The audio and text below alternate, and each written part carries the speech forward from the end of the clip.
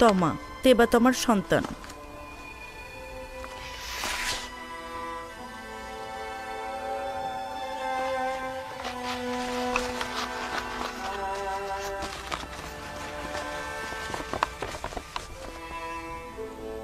তুমি আজাদ হয়ে গিয়েছো।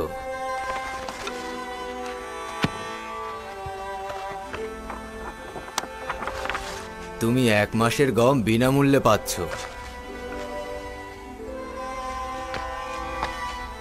10 বড়া। পরের জন এসো। নাম তিওমেনি, বেনেজির সন্তান।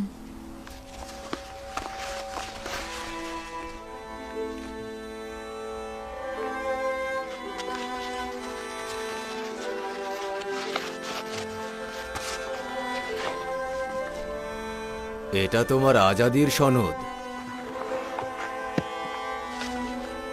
তুমি 1 মাস বিনামূল্যে গম পাবে।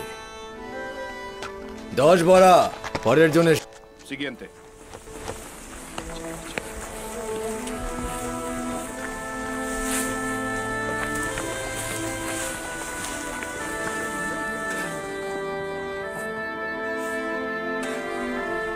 এই নাও কুড়িবোরা।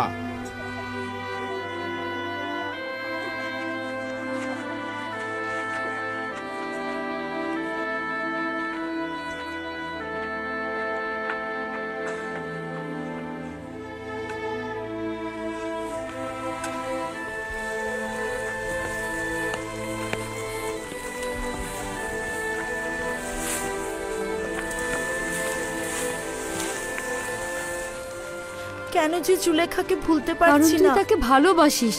যদিও এটা সত্য, তার কামনা বাসনা আমাকে রাগান্বিত করত, কিন্তু এখনো আমি তাকে ভালোবাসি, কারণ তিনি অত্যন্ত মজলুম। সত্যি বলছি, আমি তাকে ভালোবাসি, এখনো অনেক ভালোবাসি।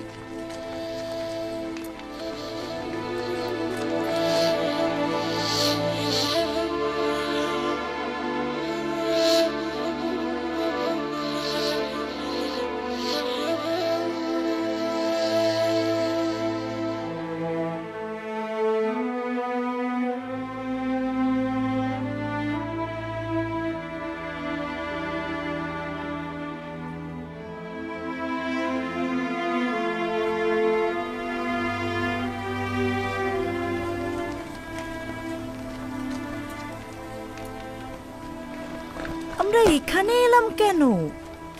জানি না, আমার তো এখানে আসার কোনো ইচ্ছাই ছিল না। কথায় ব্যস্ত ছিলাম আর মনের অজান্তেই এখানে চলে এসেছি।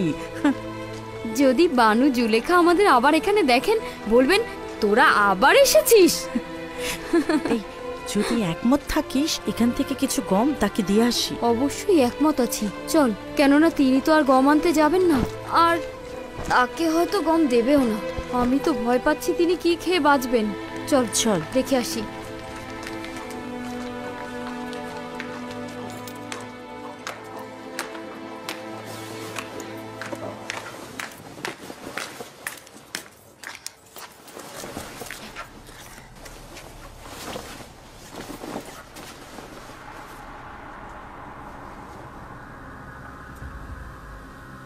বানু জুলেখা গেলেন কোথায়?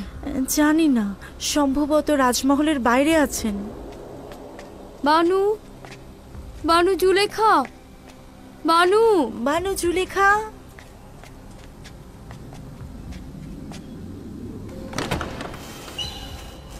বানু, বানু, বানু, বানু, বানু,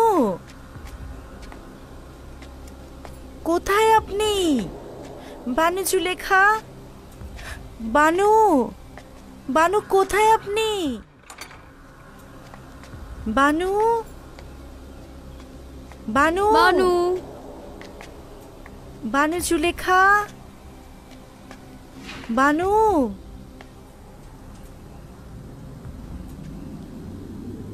আমার মনে পড়েছে তমা, আমি জানি বানু জুলেখা কোথায় গিয়েছেন। আমার মনে হয় তিনি বক্তব্য প্রদান মঞ্চের কাছে আছেন। আমরা বরং কিছু গম খামির করে রেখে যাই তার জন্য।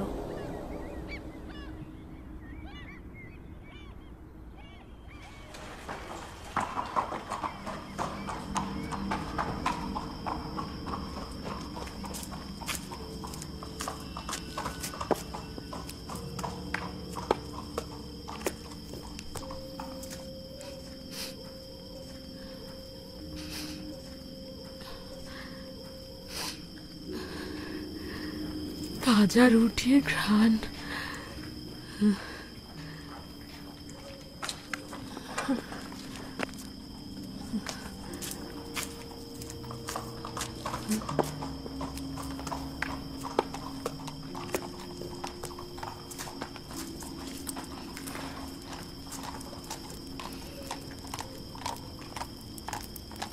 ওখানে কে?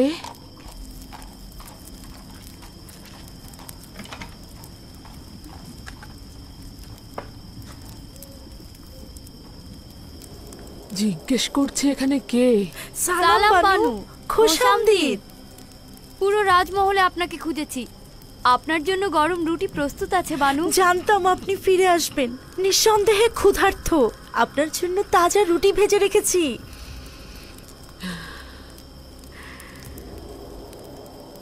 বুলবুলির মতো কথা বলতে শিখেছিস তাই না? কে বলেছে তোদের এখানে আসতে?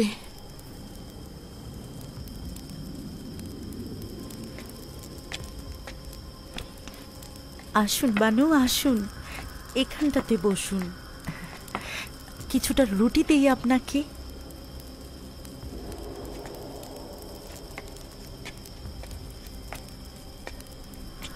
মনে মনে ভাবছিলাম আপনি হয়তো ক্ষুধার্ত। কিছুটা গম পিষে আটা তৈরি করেছি আপনার রুটি তৈরির জন্য, আর কিছুটা গম আর আটা ওখানে রেখেছি। আমরা আপনাকে একটিবার দেখার জন্য এসেছিলাম। এখনই হয়তো চলে যাব।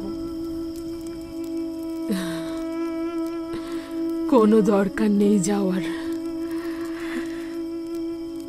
মানুষ কি তার নিজের বাড়ি ত্যাগ করতে পারে?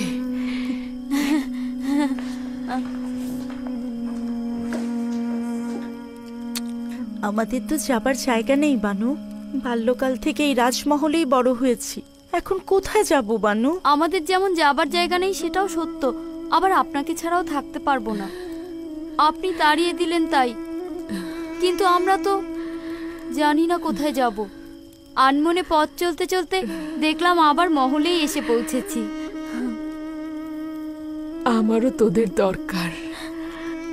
যদি পারিস এখানেই থেকে যা। তোরা ছাড়া আমার আর কে আছে?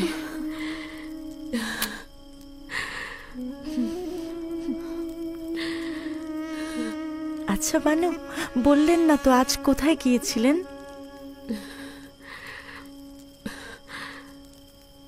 ইউসুফকে দেখতে। ইউসুফ? হ্যাঁ, ইউসুফ। আচ্ছা, তাকে দেখেছেন? হ্যাঁ, দেখেছি। খুব ভালোভাবেই দেখেছি। যতবারই ইউজারসিফ নামে ডাকলাম শুনলই না। ইউসুফ বলে ডাকার পরে শুনে ফেলল। ও আমাকে এদিক ওদিক খোঁজা শুরু করলো।